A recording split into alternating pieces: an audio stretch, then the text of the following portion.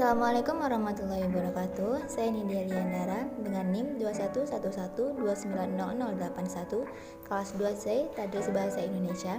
Tugas video pembelajaran fonologi. 1. Klasifikasi fonem. Kriteria dan prosedur klasifikasi fonem sama saja dengan klasifikasi bunyi.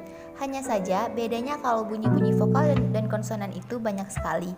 Maka fonem vokal dan fonem konsonan ini agak terbatas, sebab hanya bunyi-bunyi yang dapat membedakan makna apa saja yang menjadi fonem. Fonem yang berupa bunyi yang didapat sebagai hasil segmentasi terhadap arus uaran disebut fonem segmental. Sebaliknya, fonem yang berupa unsur suprasegmental disebut fonem suprasegmental atau fonem non-segmental. 2. Distribusi fonem vokal. Bunyi vokal adalah bunyi bahasa yang arus udaranya tidak mengalami halangan. Jenis vokal ditentukan oleh 3 faktor, yaitu tinggi rendahnya posisi lidah, bagian lidah yang dinaikkan, dan bentuk bibir pada pembentukan vokal tersebut. Bahasa Indonesia memiliki 6 buah fonem vokal, yaitu I, E, A, U, dan O. Distribusi fonem konsonan. Konsonan adalah bunyi ujaran yang arus udaranya mengalami hambatan ketika keluar dari paru-paru. Dalam pengujaran bunyi konsonan terhadap 3 faktor yang terlibat, yaitu keadaan pita suara, penyentuhan alat ucap dan satu dengan yang lain, dan cara alat ucap itu bersentuhan. Fonem vokal. 1. Vokal A dapat menduduki semua posisi seperti pada tampak contoh, ambil, taat, dan harga. 2. Vokal I dapat menduduki semua posisi seperti tampak pada contoh, indah, amin, dan tani. 3. Vokal E dapat menduduki semua posisi seperti tampak pada contoh, enak, karet, dan sate. 4. Vokal U dapat menduduki semua posisi seperti tampak pada contoh, udan, sambut, dan lagu.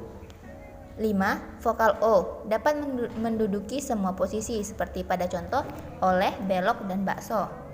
Fonem konsonan. 1. Konsonan B dapat menduduki posisi awal, posisi tengah, dan posisi akhir seperti tampak pada bambu, timbul, dan sebab.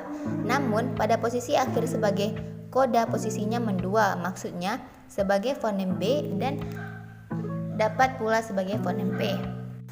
2. Konsonan P dapat menduduki semua posisi awal, tengah, dan akhir seperti tampak pada contoh, pikat, lipat, dan tutup. 3. Konsonan M dapat menduduki semua posisi awal, tengah, dan akhir seperti tampak pada contoh, makan, aman, dan dalam.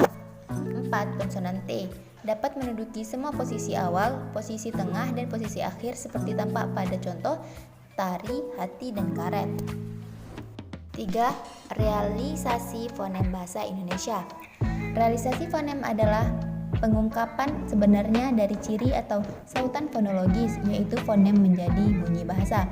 A. Contoh pelafalan fonem vokal, yaitu fonem vokal I dapat memiliki alofon I, seperti pada sapi dan lagi. Fonem vokal I juga memiliki alofon I seperti pada lembing dan kambing. Dengan demikian dapat ditegaskan bahwa I dapat berealisasi ke dalam I dan I dapat dalam posisi yang tidak sama. Keduanya dapat disebut sebagai alofon dari fonem I dalam bahasa Indonesia. B. Contoh pelafalan fonem konsonan, yaitu fonem P dapat berealisasi menjadi P pada posisi onset bukan akhir dan akan berealisasi menjadi P pada posisi koda seperti asap. Dengan demikian dapat dikatakan bahwa P dan P itu merupakan realisasi dari fonem konsonan. Itu saja materi dari saya. Sekian, terima kasih. Wassalamualaikum warahmatullahi wabarakatuh.